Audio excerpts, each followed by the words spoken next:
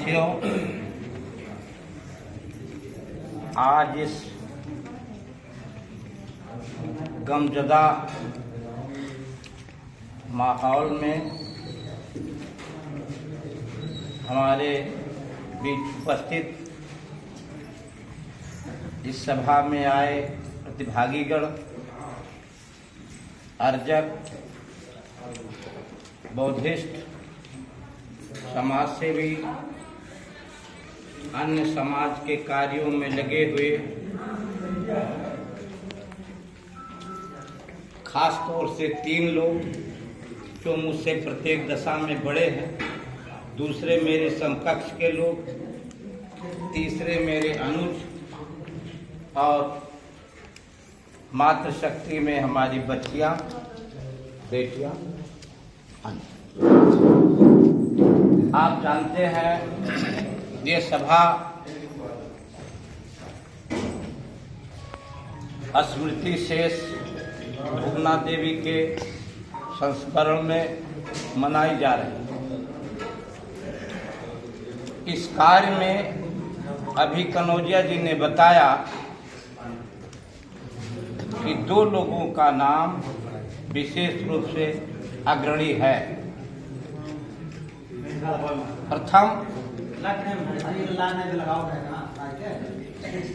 मौर्य जी का, जो स्वर्गीय पहले लिखा करते थे, और दूसरे गुरु जी की माता जी का, जिन्होंने समाज सेवा में ही नहीं परिवार सेवा में अग्रणी भूमिका निभाई, किंतु आज वो हमारे बीच में नहीं रही। यह जो पुनीत कार्य है देहदान का, इन सब से पहले राजा महासो की मां को दान दिया गया। उन्होंने प्रथम बार दिया, सेकंड पर मौर्य जी, थर्ड पर आप। तो आपके यहाँ चूंकि प्रबुद्ध है, प्रज्ञा जागृत है,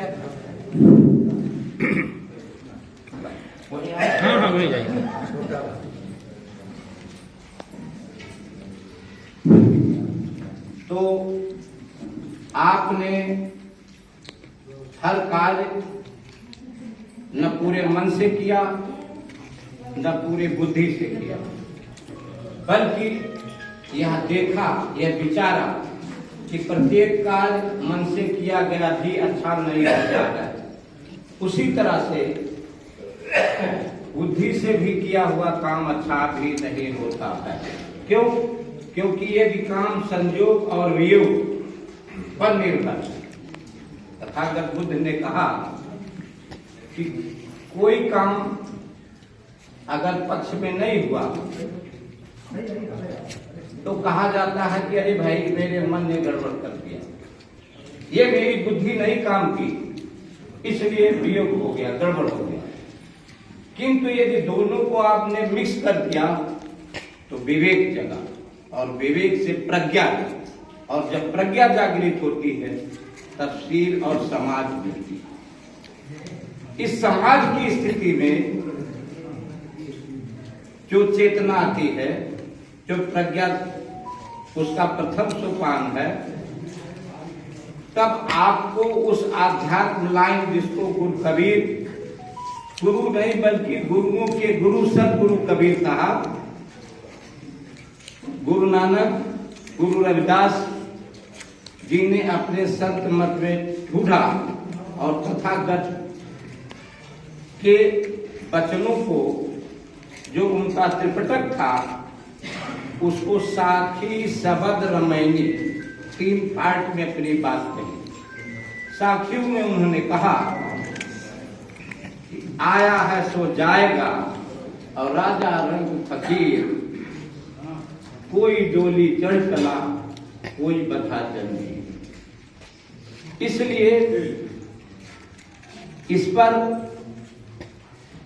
रोने, कल्पने, उपहास करने, आनंदित दोनों जो दूसरे विचारधारा के लोग होते हैं वो आनंदित भी होते हैं।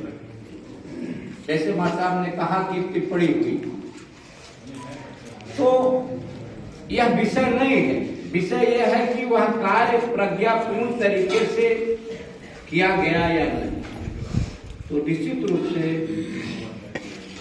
जिस समाज से, जिस जमीन से आप आए, और आपको जानकर ताज्जुब नहीं होना चाहिए, आपने वहां बसाव लिया सदगुरु कबीर साहब की तरह। जो कबीरा काशी मरा तो रामायण कौन नहीं हो रहा, क्योंकि वहां तो काशी करवट था, स्वर्ग सीधे जाते थे। तो उन्होंने कहा कि हम काशी नहीं रहेंगे, हम चलेंगे मगहर। सारी वाणी सारी भाषा हमारे बीच गुरु कबीर ने मगहर में दिया। मग माने अरबी शब्द है रास्ता, हर माने हरा, वहां कैसी होती चोरी होती। और सेम कहानी इस डड़वा का, इसका लोकेशन का नाम डड़वा है। और डड़वा पर आप बसे और डड़वा में जंगल में मंगल कर दिया और ये सभा कर दिया। तो मैं ये चाहूंगा, मेरी अपनी व्यक्तिगत इच्छा है कि इस हाल में उनकी स्मृति में एक ऐसा, आप शिक्षा जगत से जुड़े हैं, यदि मां की देशना, प्रेरणा, मातृत्व ना मिला होता सदरूप से, तो आप अन्य कार्यों में सामाजिक की तरह सफाई या अन्य छोटे कार्यों में होते, किंतु आप उस जमीन से उठकर शिक्षण का कार्य किए। जहां शिक्षा देने का काम किया, शिक्षा का कार्य कर रहे हैं, वहां शिक्षा से जुड़ा हुआ एक छोटा सा असाध विकलांग उन निर्बल वर्ग, वंचित वर्ग के बच्चों को एक ऐसा मॉन्टेसरी स्कूल इसी हाल में खोलिए कि जिससे ये जो पत्रिका आप निकालते हैं उससे ज्यादा स्फूर्ति होगी और समाज का, देश का कल्याण होगा, क्योंकि आप शिक्षा से जुड़े। यह मेरी व्यक्तिगत राय है, कोई ऐसी इच्छा आई तो मैंने बता दिया, क्योंकि शिक्षा पाना सबसे बड़ा कार्य है। और इसीलिए बाबा साहब ने कहा था एजुकेट, एजुकेट एंड ऑर्गेनाइज। पहले शिक्षित करो, शिक्षित हो नहीं, जब शिक्षित बीएड नहीं हो तो क्या पढ़ाओगे? तो शिक्षित होना तो आपका काम। एजुकेट, पहले आप शिक्षित करो, उन्होंने समाज को किया एजुकेट, और उसको हृदय में लिया और एजुकेट हो गए, तभी तो महान जल सत्याग्रह हुआ, सोमनाथ मंदिर का हुआ, अन्य अन्य कारनामे हुए, तब ऑर्गेनाइज। अगर आप पहले ऑर्गेनाइजेशन हो गया, शिक्षित हो, संगठित हो, संघर्ष करो, तब ठीक। आप इस वक्त एजुकेट की अवस्था में हैं, ऑर्गेनाइजेशन के कार्य में लगे हैं, और इससे अच्छा भी कार्य तो पत्रिका का चला रहे हैं। वह कार्य भी आपका है और बहुत ही सराहनीय कार्य है। मैं इस बात का हामी हूं कि समाज में ऐसे लोगों में संभवतः आप तीसरे स्थान पर नहीं तो प्रथम स्थान पर होंगे, क्योंकि आपने ऐसा कार्य के लिए अग्रसर हुआ, अपना ऐसा कार्य प्रशस्त किया। तो इन्हीं शब्दों के साथ, चूंकि वक्ता ज्यादा हैं और सबकी वाणी सुनना है, कबीर साहब ने कहा साखी में कि 5 कर्म इंद्रियां हैं, 5 ज्ञान की इंद्रियां, ये शरीर बनी है, कुल मिलाकर 10 दरवाजे हैं, 5 कर्म 5 ज्ञान। 10 द्वारे का पिंजरा, तामे पंछी पवन, और रहबे को अचरज में है, तो जाने मतलब वह देखो कि ये खुला हुआ अंडरग्राउंड, इसमें सब कुछ रखा, कोई दरवाजा नहीं, कोई ताला बंदी नहीं, और गायब नहीं हुआ, चला नहीं गया। वो पंछी जो है पवन, जैसे आप देखते हैं कि एक इंजन जब स्टार्ट होता है उसमें एक आवाज पैदा होती है, कई कारण से वो आवाज होती है। कौन सा कारण है कि जिसके वजह से आवाज बंद हो गई, आप पता लगाते हैं। इसी पता लगाने के लिए वह देह दान आपने किया है कि इसको देखो प्राण क्या है, कहाँ आया, कहाँ गया, कैसे होता है। और कनौजिया जी ने बताया भी उसमें कॉर्निया का मामला विशेष रूप से है, किंतु अन्य चीजें भी उसमें है। तो इसलिए गुरु जी ने एक ऐसा कार्य किया है, ऐसे अवसर पर किया है, हर काम इनका तीसरा पर है।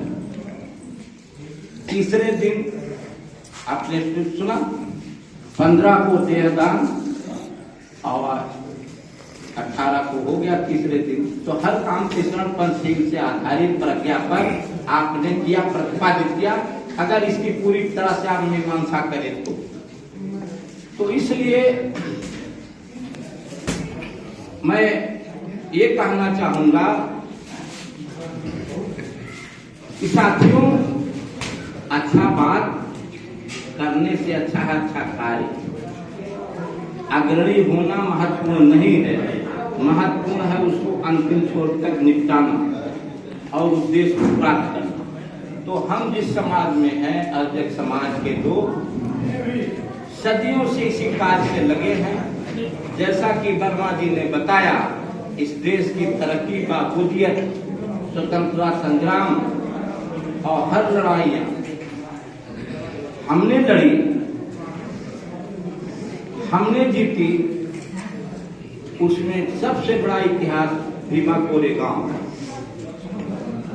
और वही बाबा साहब ने कहा था, उसी के स्मृति जय भीमा, उसी का वंश जय भीम है।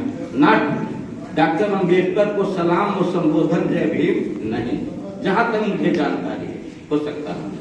लेकिन इसलिए वो लोग इस बात को जानते हैं, आप जानते ना हो। वो जो संघ है उनका, जो बुद्ध के संघ पर बना, जानता है कि भीमा कोरेगांव की बात कह रहा है। मैं वो शौर्य हूँ, मैं वो वीर हूँ। अपनी जय मना ले रहा, हमारी नहीं, क्योंकि वो अपनी जय बनवाते थे। चूंकि आज यह विषय उनके प्रतिरोध की, उनके विवाद की, आखिर की नहीं है, हमें उसको दूर करने की है। इसीलिए तथागत ने कहा है कि जन्म से लेकर पूरे जीवन और मृत्यु तक दुख ही दुख है। तो दुख का निवारण, निषेध है, और वह कभी भी दुख का कारण, दुख का निषेध और दुख कभी ना हो, इसके लिए निर्वाण की प्राप्ति है। और वह प्रज्ञाशील समाज के बाद ही निर्वाण मिलता है, और निर्वाण कोई मृत्यु के बाद नहीं मिलता है। इस बात को आप मुकालदम ना, जीवित व्यक्ति ही निर्वाण को प्राप्त है। जिसने छल, कपट, गंध, अपराध, अन्य जिसने बिना पट में उन्होंने स्टागिंग मार दिया है, उसको ग्रहण कर लिया अपने शीलों पर, आचरण पर, उद्देश्य पर। जैसे जो भारतीय संविधान के तमाम अनुच्छेदों और अटके पर कार्य करता है, उसको कोई भी आदमी, एक ही दो होगा तो सिब्बल की तरह नाम होगा, वो गीत तो बहुत आपने सुना होगा। तो जो व्यक्ति शिक्षित हुआ और शिक्षित करने में अपने बेटे को बड़ी महत्वपूर्ण भूमिका निभाई, उस माता सुगना बाई के प्रति मैं पुनः हृदय से श्रद्धा के सुमन अर्पित करता हूँ। और अन्य बातें क्योंकि इतना औसत स्तंभ है कि लोग और भी बकता है